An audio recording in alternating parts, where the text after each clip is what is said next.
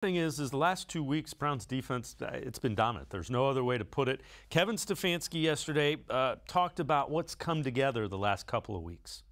I think there's probably a bunch of answers to that, Tom.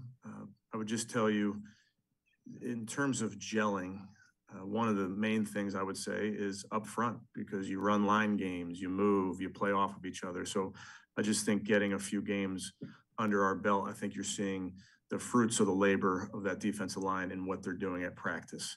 I could probably cite you a bunch of other examples because guys are playing at a high level.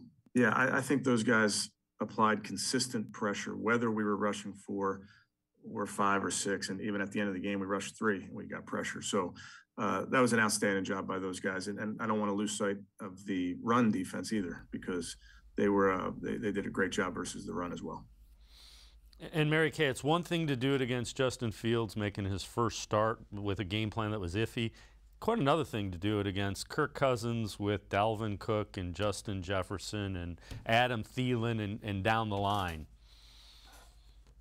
Yeah, they did a really good job of making that look like an ordinary offense. And that offense had just beaten the Seahawks 30-17. They came really close to beating the Cardinals.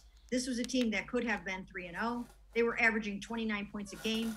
Kirk Cousins had 8 touchdowns, no interceptions. Again, as you mentioned, Justin Jefferson, great receiver. Thielen, Tyler Conklin is a good tight end. And they made them look pretty bad after that first drive, really bad after that first drive, obviously shutting them out. And that was pretty darn remarkable. So much pressure. You would think that they could have adjusted to it in some way, but the Vikings, they just did not have an answer for it. They couldn't figure it out. They couldn't get it together. And I didn't think Kirk Cousins had his best game either. I thought that, he had a couple of drop passes and he really wasn't himself either after that opening drive. But I do think the defense had a lot